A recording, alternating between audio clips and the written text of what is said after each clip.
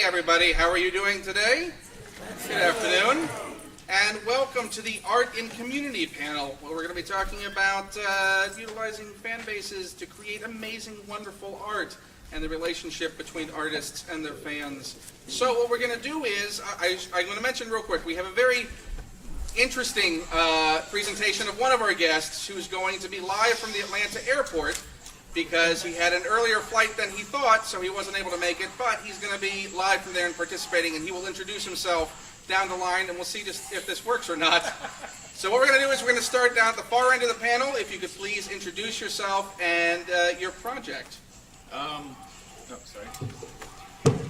First off, is that noise something that you are stuck with? Is that Len from the airport giving us some feedback, or are the Cylons invading? Am I the first person? Skynet. No, I'm the first person, Len. Hi, Len. Sorry. You're in the middle of the panel, awkwardly. We'll Sorry. I apologize. Do you have a way to mute yourself, like when you're not? I mean, that sounds really weird. I don't know. It's a good question. Okay, it's fine. Can you ask them to do ambient noise in their inside voice? All right. I can cover with my... Len, it's not your turn.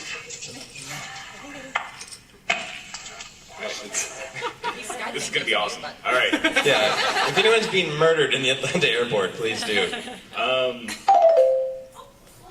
we, that's not. Oh, I think Len just disappeared. All right. I will actually start now. Hello, my name is Ryan Consell. Oh, goddamn. Hello, my name is Ryan Consell. Okay. I'm a contributing blogger for madarlab.com. I am a novelist and an armor smith and a performance artist on YouTube.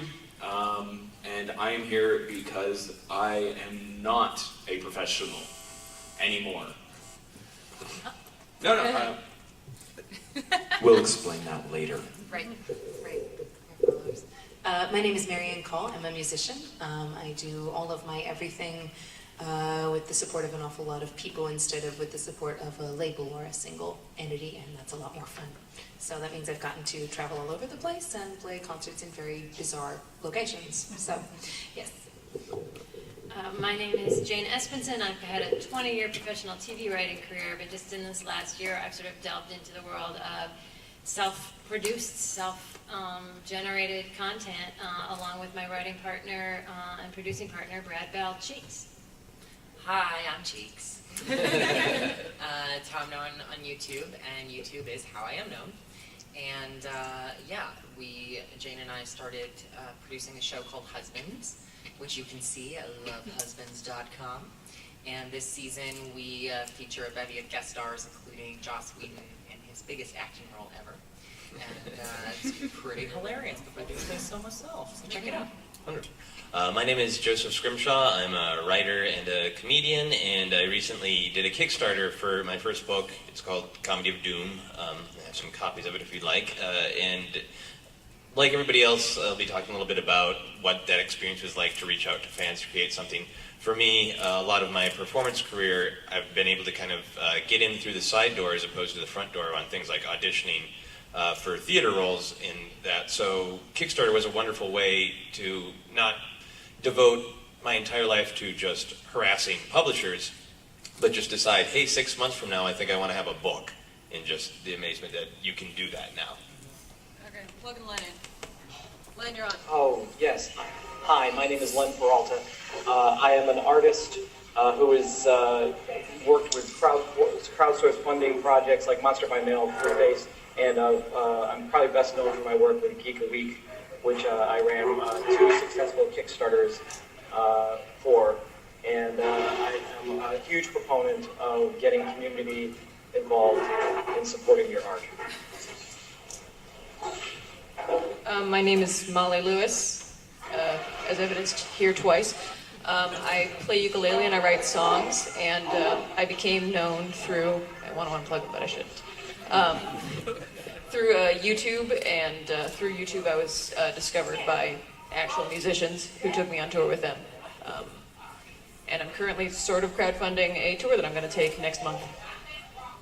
And I am Ken Plume. Run a site called Fred.com. Also do a couple of podcasts, Bit of a Chat, the Ken Beatty Snidecast with Dana Snyder from Adult Swim, and have co-written a children's book with John Robinson and with art by Len Peralta called There's a Zombie in My Treehouse that through Kickstarter, through a successful Kickstarter, we just were able to turn into an iBook, which will be coming out soon, and are looking to crowdfund the sequel to that, which is Conquest of the Snowmen. So I think that's all of us, Marian. Yes. But you're moderating, so you have to ask questions. Oh, well, we could throw it open to the audience if you have any questions to begin with. If not, we can start with how about this? We'll let you decide what your questions are by first asking each of our panelists what made you make the decision to seek crowdsourcing as an option to produce your project?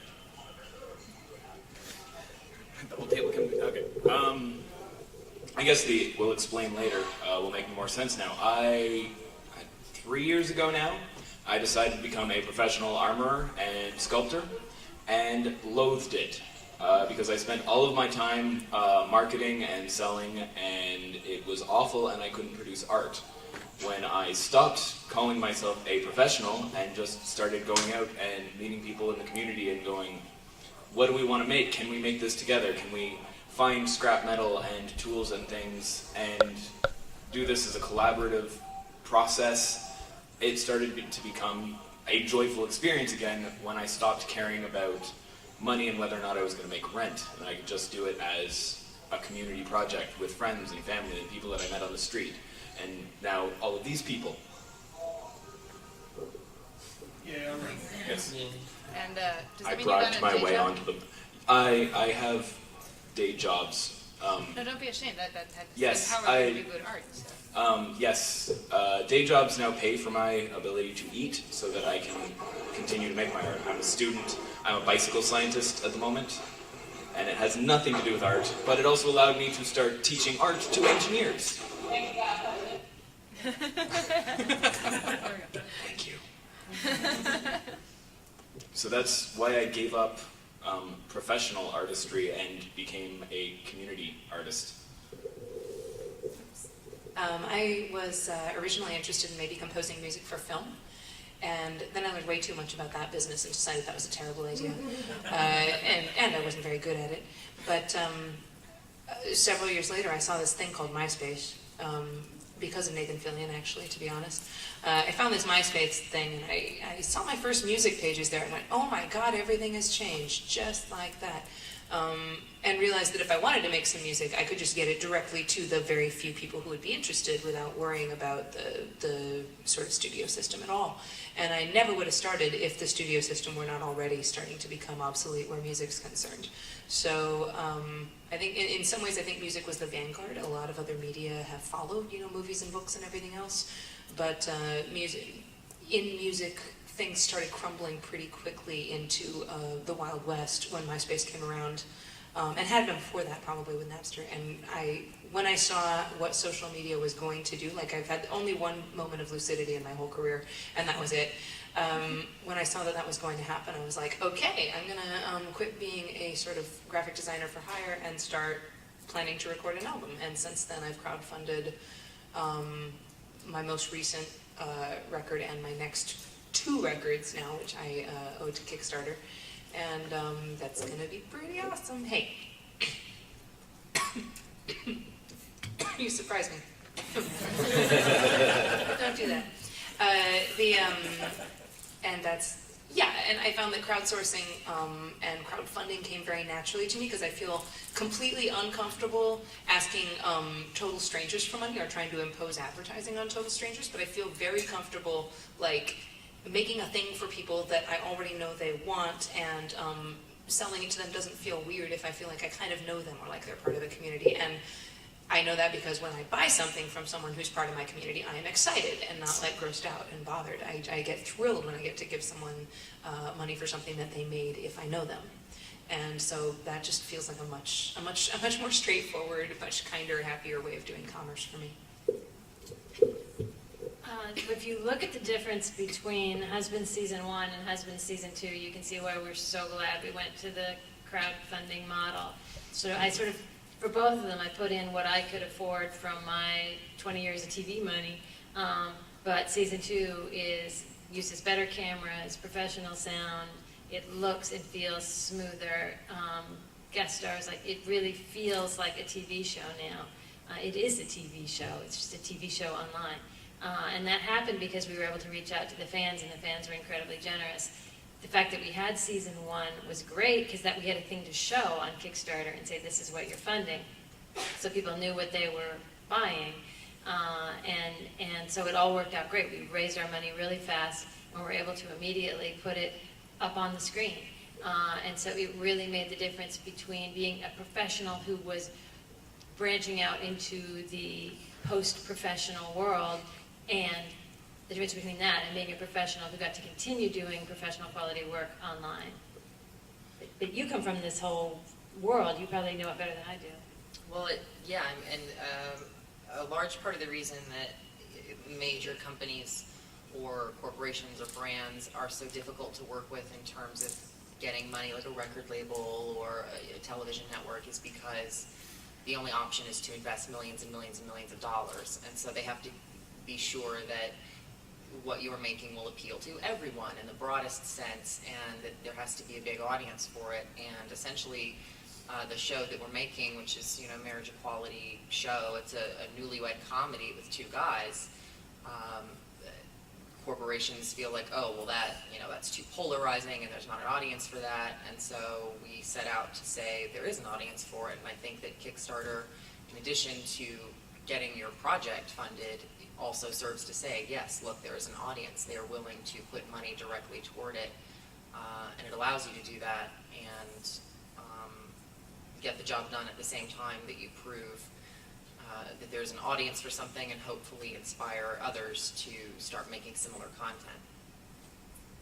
Yeah, I would really agree with that, coming from kind of a different perspective. I started my career mostly doing theater stuff, and you'd have that sort of gatekeeper mentality too, of you need to have the right product that's going to appeal to the right demographic. But there's also that sort of attitude in a lot of traditional theater that these are the plays that are good. Shakespeare's good and Ibsen is good, and so you people should come. So I really like the idea of flipping that there is still a gatekeeper in our crowdfunded world, but the gatekeeper is now the audience. So for me, it's great to say, I want to do this, I believe in this project, I believe in my art, but I also want to make sure that there is someone out there who wants that as well, because it's a reciprocal relationship. If I just want to create something I like, I can do that in my living room, but I want to make sure that I'm creating something that other people want too. And I'd also agree with what Marian said. Another really attractive element of it to me is self-promotion can be hard for artists, and I think what crowdfunding does is it turns it into storytelling of when you're sitting down to create your Kickstarter, you're trying to convey to people, why should you buy into this product? And it transforms from advertising and hooks to just being as honest as you can be, of like, hey, this is why I'm writing this book right now, and this is how it would help me out. And it just becomes a much more human thing than traditional advertising. Here, Len, I'm turning you back up. Okay. I sort of discovered crowdsource funding by accident, and out of necessity. I have a very large family. Right now I have 7 children. But at the time I discovered crowdsource funding, we were getting ready to have our 6th, and I'm a self-employed artist, and we knew that we were going to have some bills to pay, and so I had seen some other artists be successful with drawing stuff for people and charging a small amount for it. And so what I decided to do is I started to draw monsters, and I called it Monster by Mail.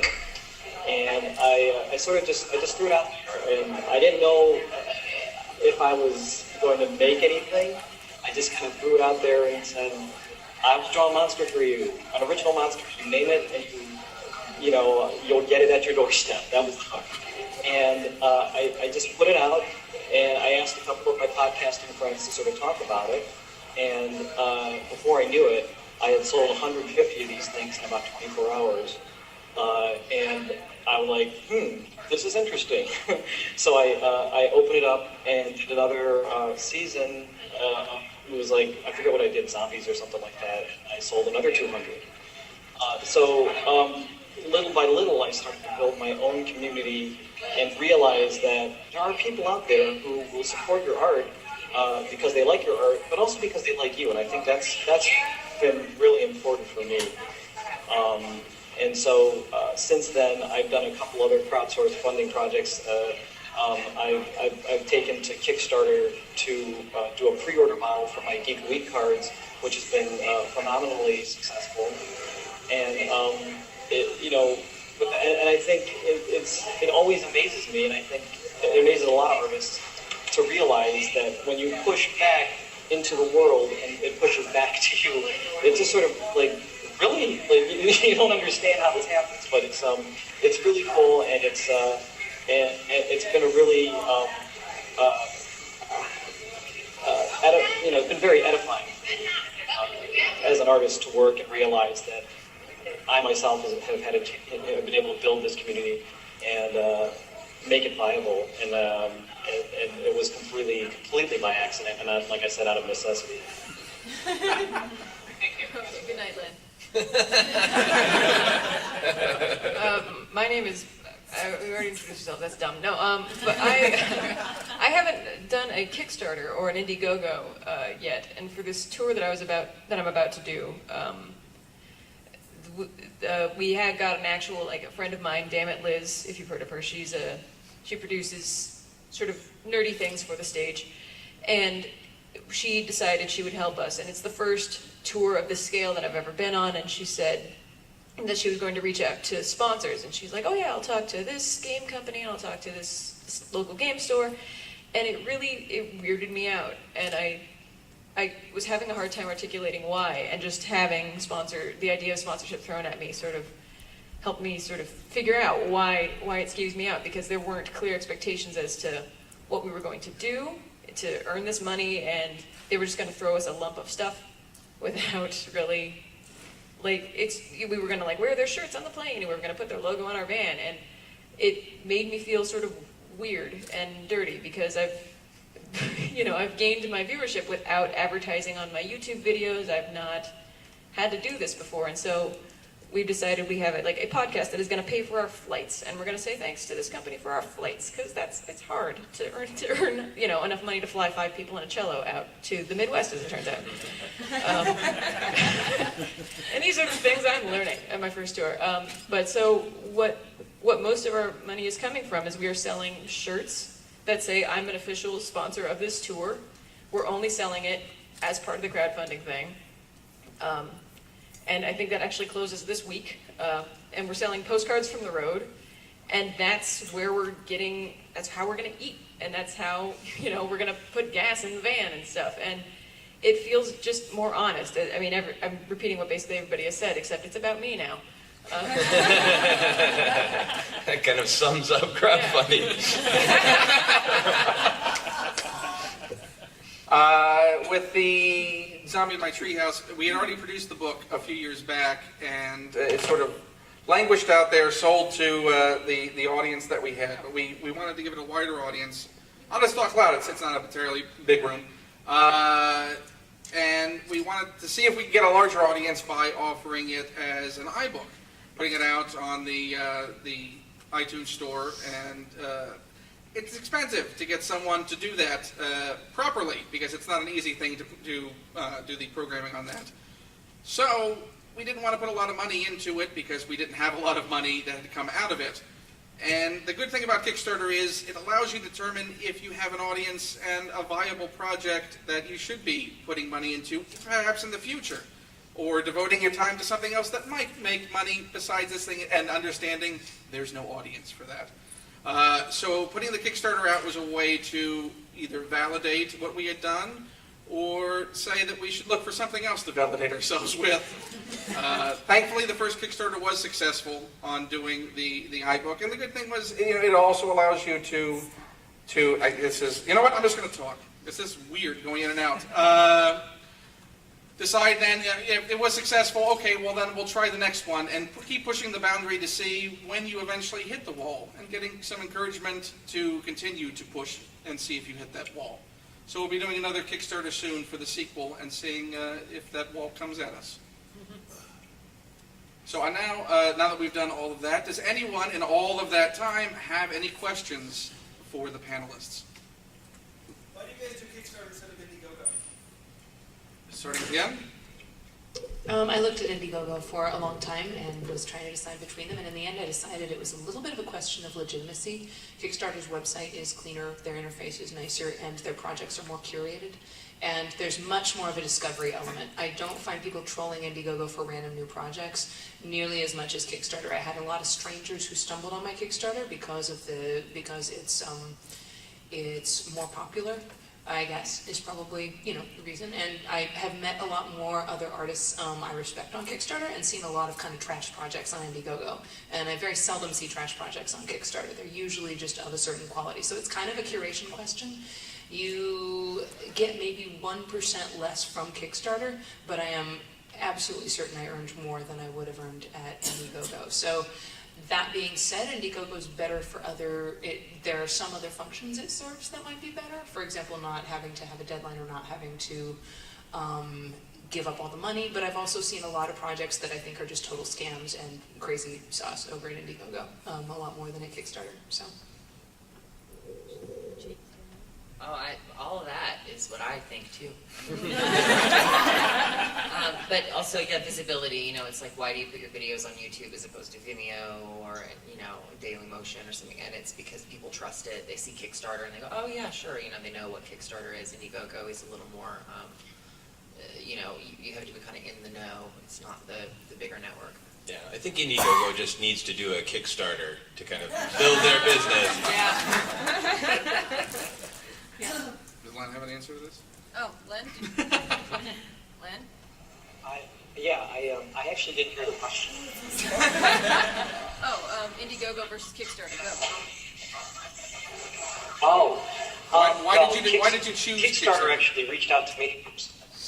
Whoa! Kickstarter reached out to you? Kickstarter actually reached out to me, and I was actually trying to raise some money to go to PAX, and I was selling my art through my blog, and Cindy Al from Kickstarter actually wrote me an email and said she was a huge fan of mine, and said, if you really want to try crowdsource funding, you can do smaller projects, and she kind of talked it up, and I had sort of heard about Kickstarter, but I was like, I don't really know what it is. I ended up meeting with them at PAX that year, and we got to meet a whole lot of other people who were running Kickstarters. And I said, you know what, I'm going to try this out. So I started an account, and I was hooked.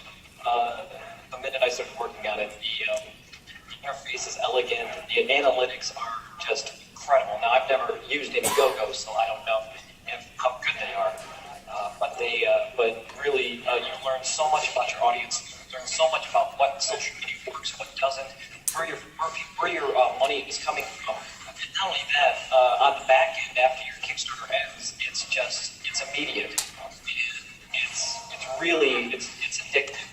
And if I could do a Kickstarter every month, I would. But it's a really great product.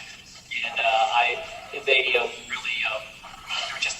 got their stuff together, and that's why I chose Kickstarter over Indiegogo. This panel is really just an intervention for Len. Just to clarify, he's not turning into a robot. That's right.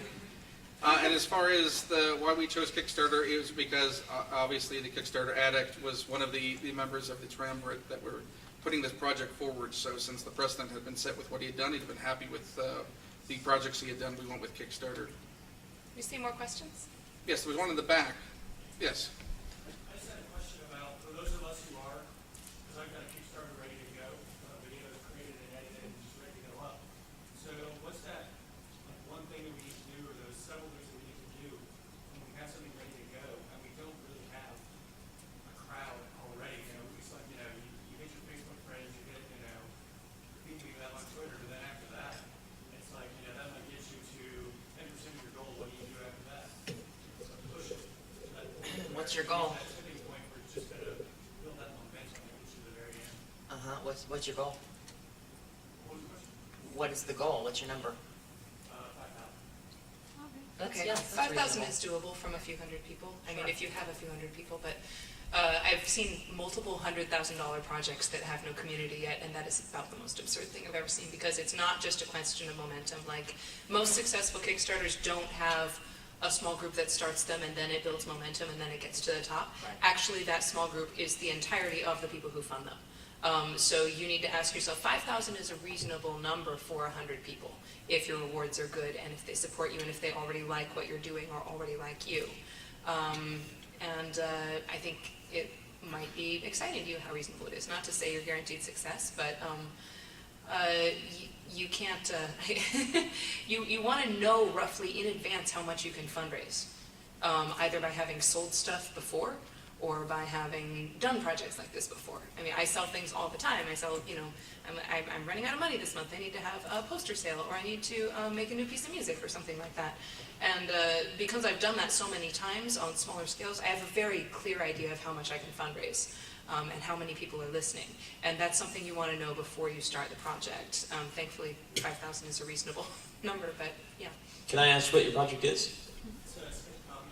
Okay, so yeah, another thing that I think is that Kickstarter is great for. It's not, you can not only draw in your own fans, but you can reach out to people who are fans of whatever content that you're doing. So, you know, I don't know where you live, but if there's a comedy club, you can reach out to people who go there or talk to the industry there.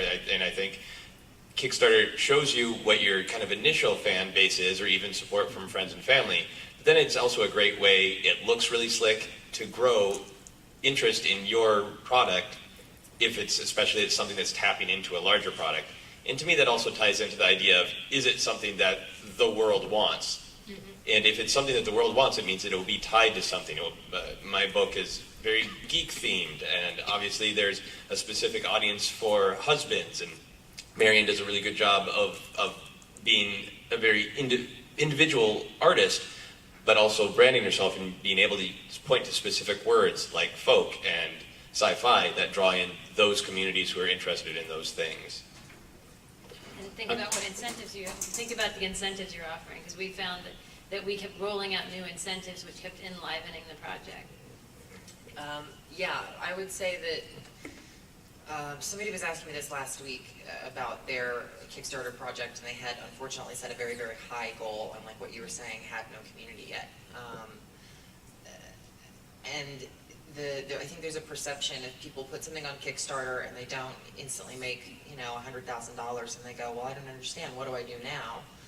And it really is about what you do before. It's about planting the seeds, you know, and I think that the fact that we were able to roll out a season before having a Kickstarter for a second season made a huge difference in what we were able to raise, because we'd already given people the product. You know, they trusted us and they knew what we would make. They already liked it.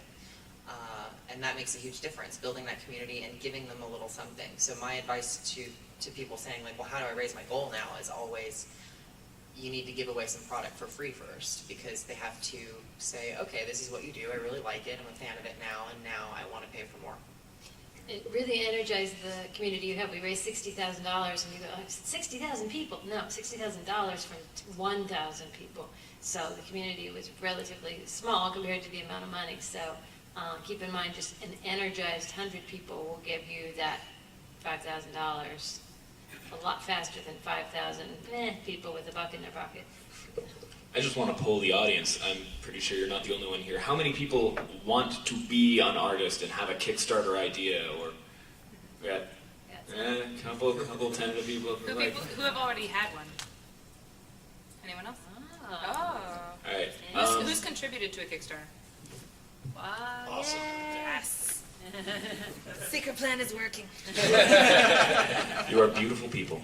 But I just want to jump on the, like, $5,000 is a very small amount of money in the grand scheme of things. I have done projects that are worth well over that with no funding at all, just with my community going out and going, I want to do this thing, and then I do it really bad, and somebody else says, no, this needs to be better, and then they give me supplies, and they give me support, and they loan me a camera, and then this guy comes in and goes, I can film this for you, I've got some audio equipment, here's my laptop, edit it properly.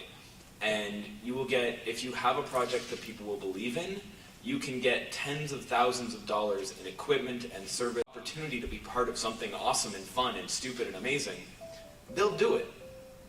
Just for the joy of creating art. You had the change location.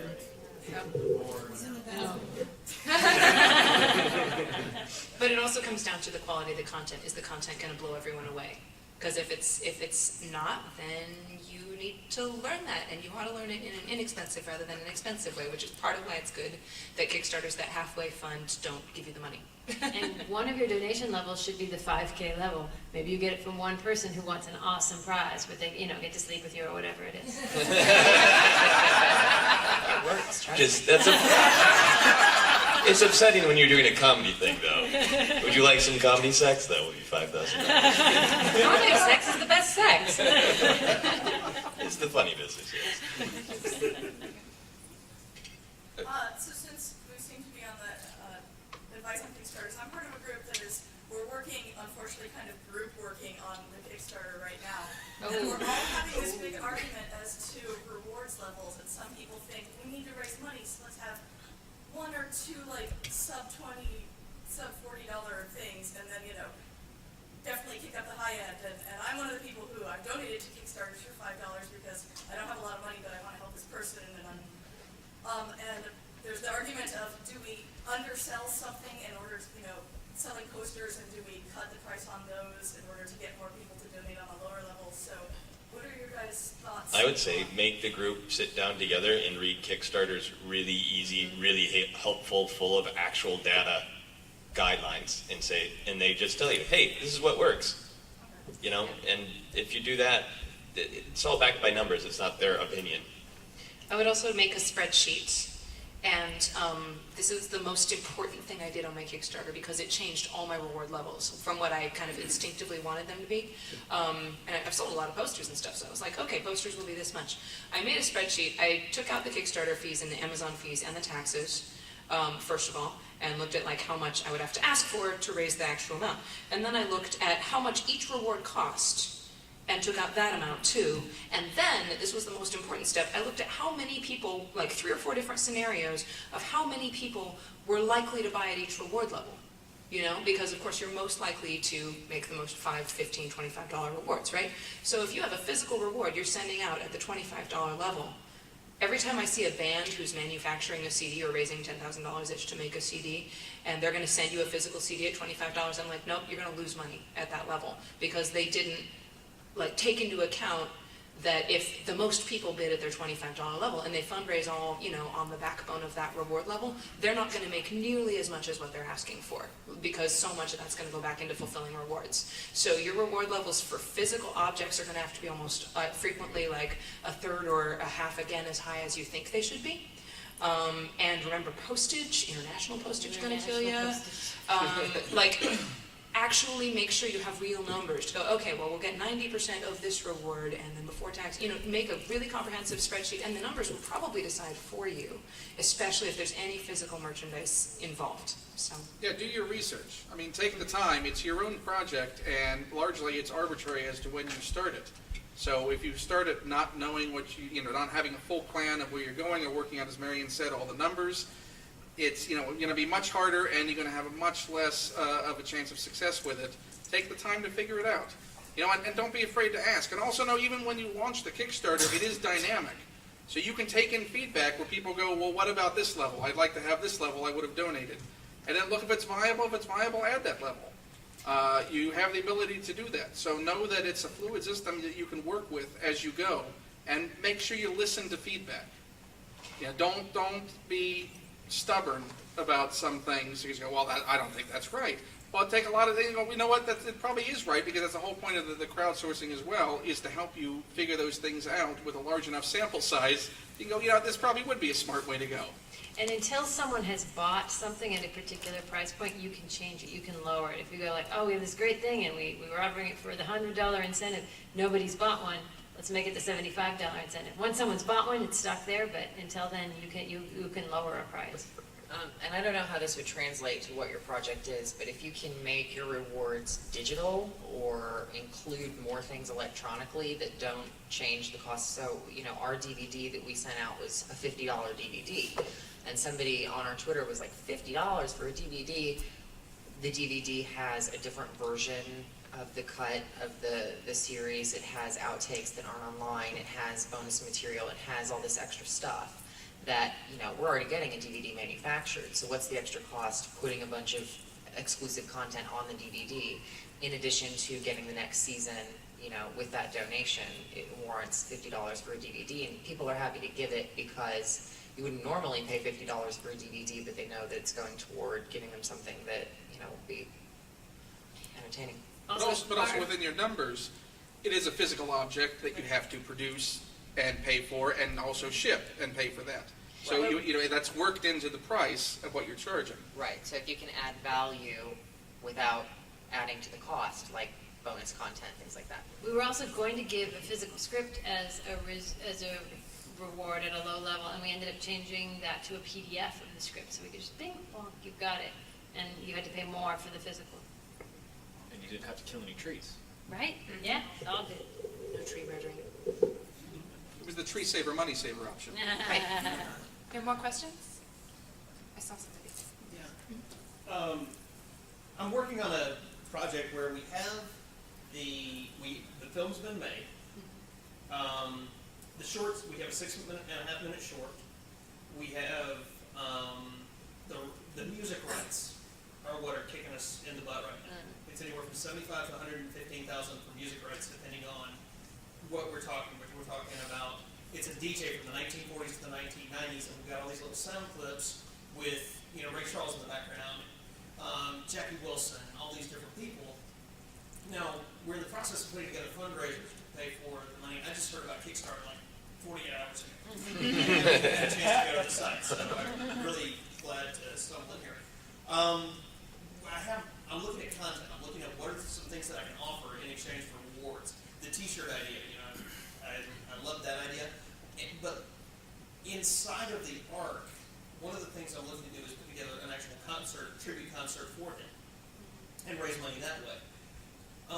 What have you found that's different for raising funds to do a live performance-oriented or theatrical show versus a digital product that once the rights are available, then you're sitting out? Because I've got two different products here, two different styles of work that I do.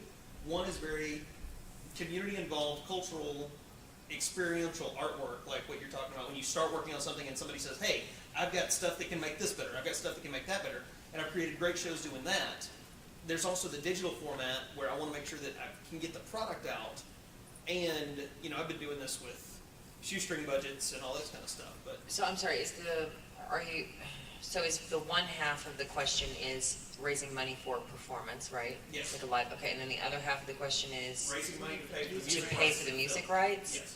Change the music. Change the music. Don't. I know you're gonna, no, I know what Get you're gonna people say to is cover that, those like, you can't songs, and then because you're only it's- paying cover rights. Right, or it's the story, or it's essential to, but absolutely change the music. I mean, and if you can't, then you've made the wrong project, and that sounds very cold, I know, but it's the truth, because I think that you're going to have an incredibly difficult, if not impossible, and I'm an extreme optimist, very, very difficult, if not impossible time getting people to give money to gain rights to music for a movie that already exists and that they could have anyway if it didn't have that music, or if the music were different.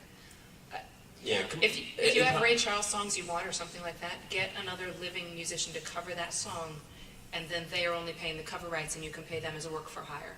And then you're looking at, a couple thousand at most, not in the 75 to 100,000. That's very good advice. It will sound a lot like Ray Charles. It will evoke Ray Charles. It will evoke the music of that era. You can even record it that way with some filters on or whatever. So it'll sound like you're playing vinyl.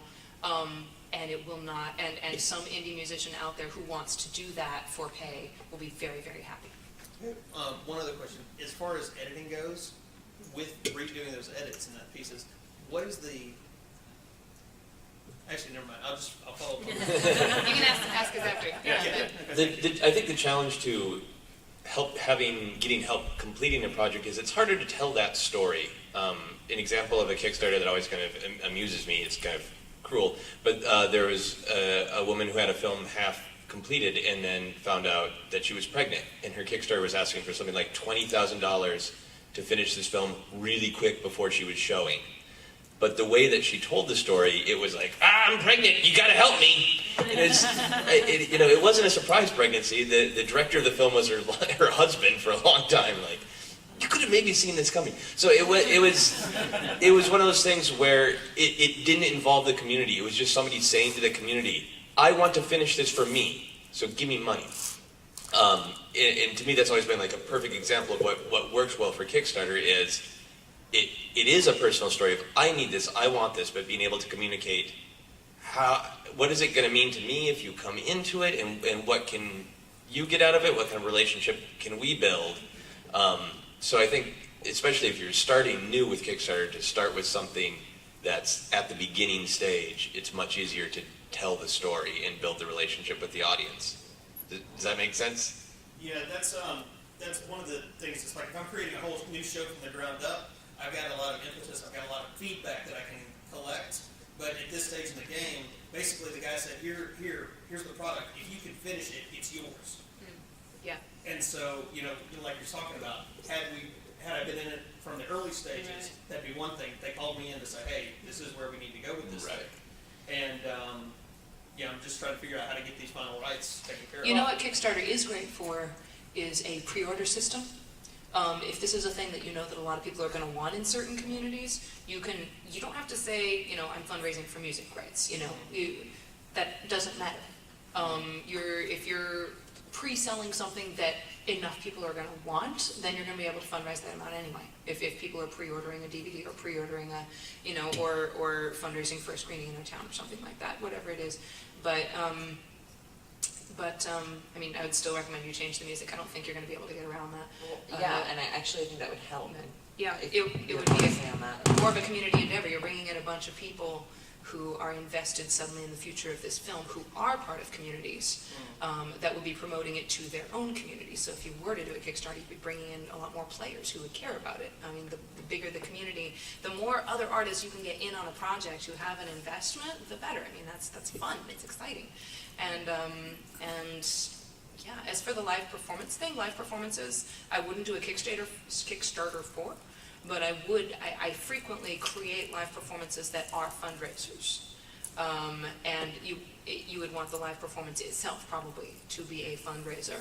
And that might involve changing your scope of what the live performance might look like or what space you might want to have it in.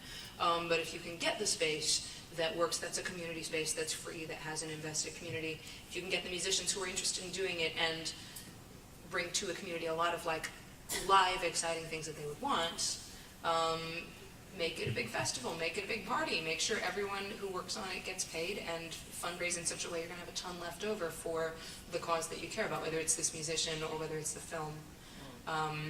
And my favorite thing is to simply go ask. If I want to know what people want, what rewards they want, or what they want out of a fundraiser, I just go ask them. Like, hey guys, I'm thinking of doing a Kickstarter, but I don't know what you want from me besides more music. So there's going to be more music, but what else do you want?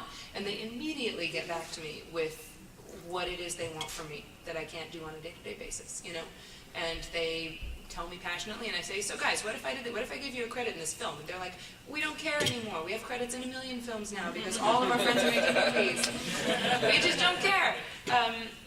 But if I give them, like, for example, I had Postcard Club like Molly did. You don't know how much people want postcards these days. Oh my God. So, and sort of handmade things or hand-touched things by people that care about, But ask people what they want. Don't try and foist things on them that they want. If you're fundraising or you're in a community that you care about, ask them what they want from you, Very cool. Thank you. Well, and the other thing to think about is that if you were to do a Kickstarter, let's say, and it fails, it just fails, it doesn't get funded, it's not the end of the world. You're not suddenly in Kickstarter exile, unable to ever do it, and you can relist that project.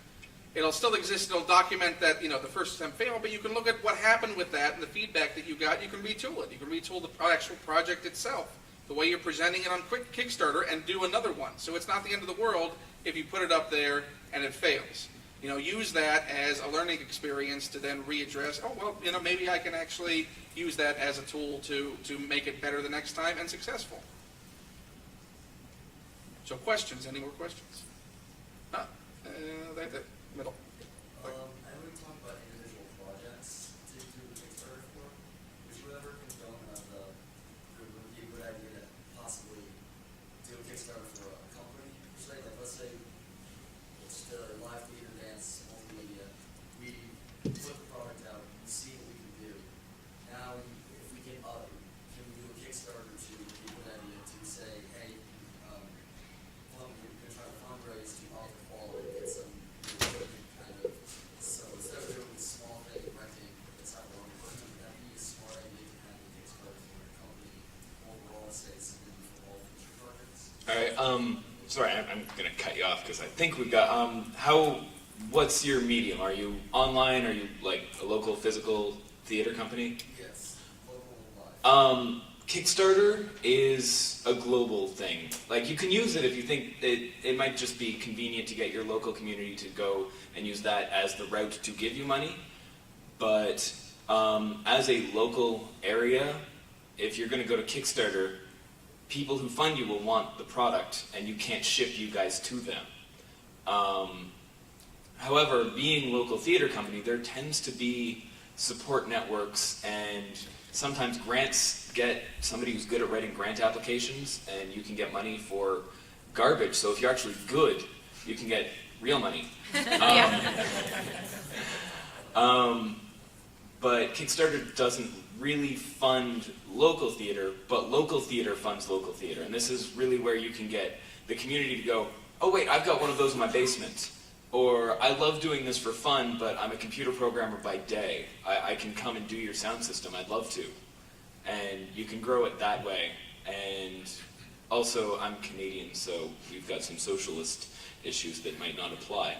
But like funding for the arts. Yeah, right? no. More like we have our archaic systems of old theater companies that are really looking for new material and new blood. And if you go and go, we've got this act and we need a space, and they might go, that's fantastic, do you need a producer? And if you can find a producer that's good, make them breakfast every morning. They're the most beautiful thing in the world. Because they are the non-artist that loves to have art made. And they will make your life infinitely easier, and then you can go and make your art. There is a just specific theater subsection of Kickstarter, so you could also go on for yourself and just check out the projects that have succeeded and failed. And I think it's a difference in scale because, like Ryan is saying, it's local versus global, and just see which ones are good and bad. My other favorite bad Kickstarter is a theater company in Minneapolis, where I'm from, who just didn't get Kickstarter at all. And exactly like you, they wanted money for like more equipment and to do like a bigger tour. And they had 3 prize levels, and one was a button, one was a t-shirt, one was a poster, and the 4th for like $500 was, get it all! And to me it was just like the perfect hubris of not understanding Kickstarter. I'm like, this is not great rewards at all. Should be a blog of bad Kickstarters. Yeah, there needs to be a regretsy of Kickstarter. Yeah, regretsy of Kickstarters. I would fund a Kickstarter for that. I think we had another question in the back. Or in the front. I had a question. We'll take middle people too. Cool. Marian, you talked about using a spreadsheet to kind of look at possible future things. Spreadsheets are great. So I agree. But it made me think, like, I can spend hours doing a spreadsheet, or I can spend minutes doing it. And so I was wondering, how much time went into your Kickstarters? And did you learn anything new to get them done? 3 months. Okay. I spent almost 3 months just mostly working on it, and I only gave myself 1 month, so it was late. So I'm still trying to book Europe, and I'm applying for my visa tomorrow, which is way too late. But I spent more time. I thought the spreadsheet was just going to be a quick little side thing. I spent easily 40 hours on it, just shifting the numbers and changing them, trying to make them work, and going back and rewriting the rewards, and then like, oh wait, no, so hang on, that's not going to work. Oh shoot, plane tickets are more expensive than I thought. over and over and over and over and over. And my Kickstarter spreadsheet's public. It's linked to from my Kickstarter. So if you want to see my budget and exactly how I worked it out, it's just there, completely public. So you can feel free to copy the really, really complex equations, which are not complex at all. But the formatting is half a battle. I know, yeah, no, it's just a Google Doc, and I actually had some other people collaborate on it and check my numbers. But yeah, I spent almost 3 months planning and executing, but mine was a little bit overkill. But it worked good. I'm actually going to go a little bit math teacher on this. Whenever you're thinking of funding a project or creating a project or raising money for a project, not talking economics words, think about how much time you're going to spend and multiply it by pi. That's how much time you're actually going to spend on it. And then look at that and go, and this is called opportunity cost, is that I could put my money into raising this money, or what's the next best thing? I could work at McDonald's for that much time and make as much or more, and guaranteed. There's no risk in that. You can just go to your day job and go, how much, like, I'm going to put 80 hours in this project, how much do I make making it working in 80 hours? Does that work? Is it worth the fundraising and the stress and the uncertainty and the terror that goes into that? Because you really do just put yourself out there and go, all right, I'm a target, fund me. Get one of those little water level birds that go up and down to hit refresh for you on your computer.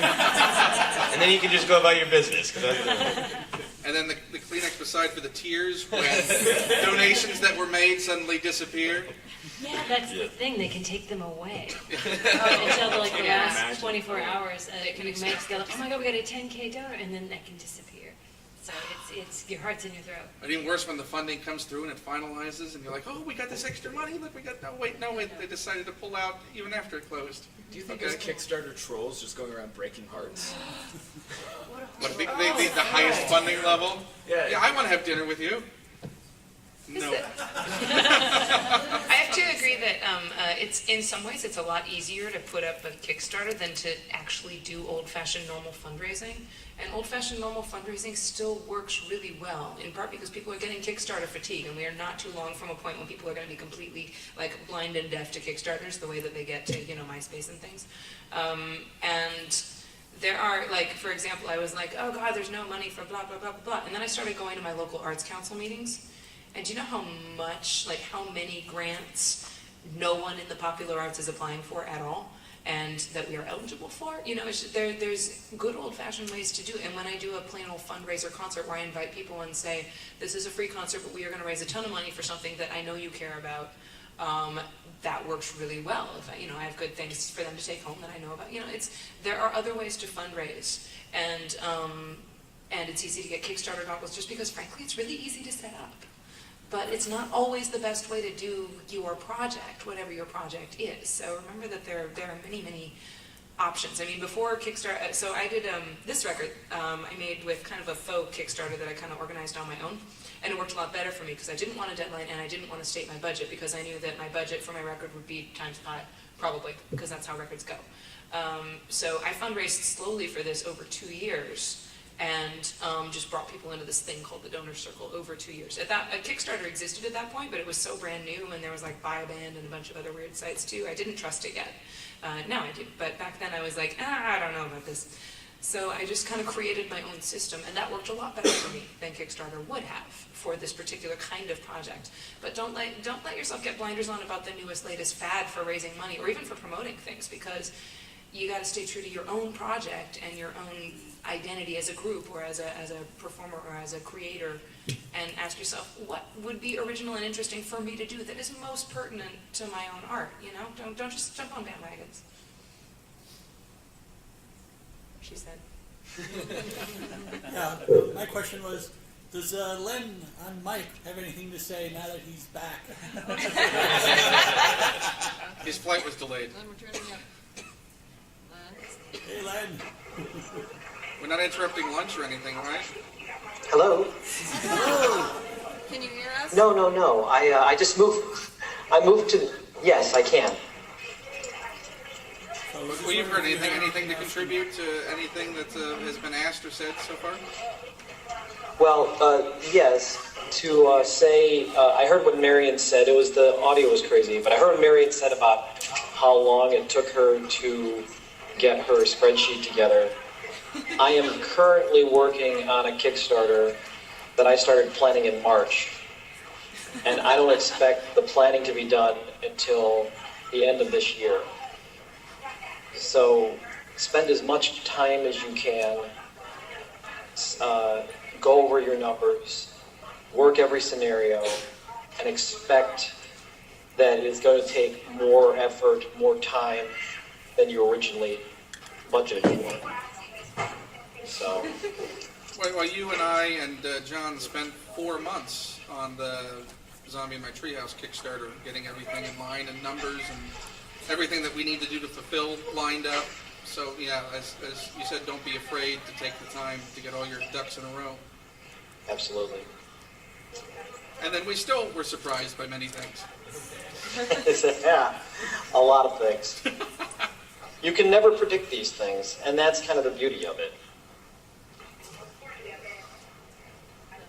Yeah, and it's true with literal ducks. You can line them up, but what's going to make them stay there? That's actually his next fundraiser is duck lining. Staples. There you go, Len, solved. Can we just take a minute to brag about each other here? Because I'm so excited about Molly's tour. It's going to be incredible. It's going to be all over the middle of the country, and the northeast of the country, and everywhere of the country. So check that out. And this guy made a dragon skeleton out of chicken bones, and also he made these, which are from Ocarina of Time. If you don't recognize them, and so now I can lift very heavy objects. And Husbands is incredible, and yeah. Joseph is nice All right, too. can we all I start- read the back of this guy's book, and it's hilarious. So pick it up. It's called Comedy of Doom. Joseph Scrimshaw. Joseph Can we Scrimshaw. all start guys very gushing? much. Can we all start gushing about Marian now? Who's training to swim across the Atlantic because we can't afford the flights to see her. Yeah, Marian does a great job with the Kickstarters, and one thing I think you did particularly well with this last one that we haven't actually mentioned yet is stretch goals. And I'm kind of fascinated by those because that's something that grew out of the community of Kickstarter. Kickstarter doesn't tell you anything about stretch goals. It gives you all sorts of great information about how to start out, but there's nothing on the site, at least as of a couple months ago, about stretch goals, about how to keep people interested in your project once it's actually reached what you asked for and how to keep it going. So it's just an organic thing that grew out of that. Once people are willing to keep giving money, how do you keep them interested in it? And I have no idea where the term stretch goal came up with.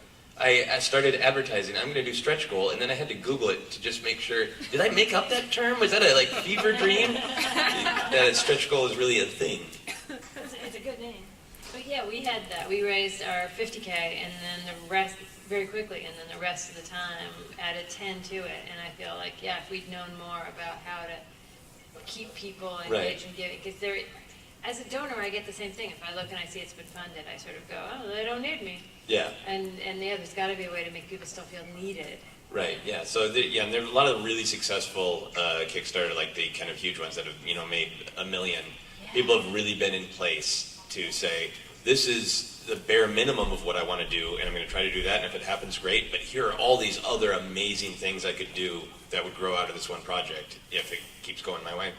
And the thing that sort of gets you free promotion from other people is, we need $10,000 to fund this thing, and stretch goals keep that. Like, that's why people will tweet about it. Like, oh, they're so close to their funding goal that you should donate to this thing. And so stretch goals just add that on top once you have funded, and it keeps that sort of word of mouth buzz going.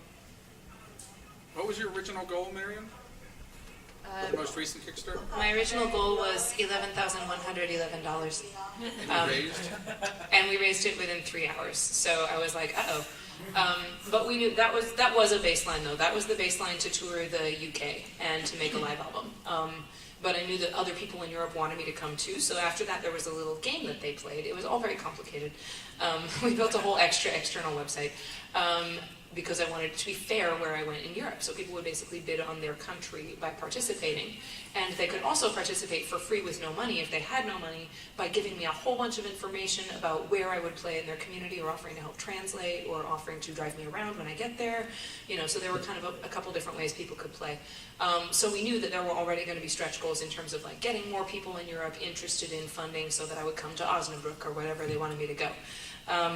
But then after that, we kind of stalled out at around 40,000, which was fine with me because I was like, that's awesome. And even you should know though that even at 40,000, like I was not making a bunch of money. The money was kind of covering all the rewards and covering, why don't you sell cover songs? And I never do cover songs because of music rights. I just don't want to bother keeping up with them. They're a pain in the butt to try and remember, oh yeah, I've sold more downloads than that now. I have to go get more licenses for a Joni Mitchell song or whatever. But so I just built in the cost of the music licenses and the recording. And not too much more really, and just to see how far we could go. And people wound up fulfilling every single cover song goal that I set. It was awesome. So now I'm going to spend all winter recording like songs by the Animaniacs and from Mary Poppins and They Might Be Giants and Joni Mitchell and everyone. Yeah, it's going to be awesome. So it got people really excited at the end. They were freaking out about, oh my God, we absolutely have to get to Particle Man level. So it was great. Well, we're at time right now, so why don't we start from the end and everyone re-plug their project one more time. MatterLab.com, come see us, we do awesome things. I also have a book called How Not to Poach a Unicorn. It's amazing. I'm Marian Call. I have CDs, and after this I'm going to sing a little bit for some people who might be interested, maybe. I don't know. Just meet here. We'll go find a place. Oh, hey, right. We're playing at Space Camp tomorrow. Oh my God. I don't know if you've heard about this, but there's a thing called Rocket Fest. It's at Space Camp. It's tomorrow. We are live streaming the concert at 2 p.m. Central Time. So tune in, even if you're like barbecuing or something. You know, just listen passively online, or come in Huntsville if you're close enough to Huntsville. And we are doing a concert/entertainment in support of sending more kids to Space Camp. And the reason I want to send more kids to Space Camp is because the state of science education is kind of freaking me out right now. Yeah. I don't know if that's true for anyone else, but please tune in or tell someone to tune in so that we can try and send some more children to Space Camp in the coming year. Where are you hearing into? Spacecamp.com/RocketFest has all information. The live streaming will be right at spacecamp.com tomorrow at 2. And while you're online, check out lovehusbands.com and you'll see Husbands. Season 2 is now 2 episodes into our 3-episode run. You've got plenty of time to catch up. But we just today announced some new Husbands stuff. Yeah. Which is a 6-issue run with Dark Horse Comics. Husbands the Comic, thank you. And that will start on October 24th. You can go to Dark Horse and download the issues weekly. My book's called The Comedy of Doom. I'll be lingering around outside if you'd like to buy a copy. And I also have a Geek a Week of card that Len Peralta just made me, also through the magic of Kickstarter. Thanks a lot. Len? You can follow me online at Len Peralta at Twitter. Check out Geek a Week. And also currently what I'm working on a comic that we funded through Kickstarter with Bill Corbett called Superpowered Revenge Christmas. And I'm also finishing up some paintings for a documentary that I'm working on with J. Elvis Weinstein. So look up for all that stuff at Len Peralta or at Geek Week. And I have a box of my CDs in my bag if you'd like one. They're called I Made You a CD, but I Eated It. I'm also going on tour with the Double Clicks, who are a geek-flavored sister duo. Going through the Midwest and New England, and then later other places. And that's basically it. If you Google Molly Lewis ukulele, my stuff comes up. I hope you will enjoy it. You can follow me on Twitter at Ken Plume or at a site called Fred. Oh, there's a zombie in my treehouse with art by Len Peralta. I have copies of this signed. Even by the gentleman who's at the airport right now, but you can buy outside as well. And we're looking to fund the sequel, Conquest of the Snowman, so you can follow the development of that at johnnyfry.com, who's the lead character, this poor scared child. And please partake of everyone's wares and projects that you find on this panel, and follow them, and have a great con. And thank you for coming out. Thank you.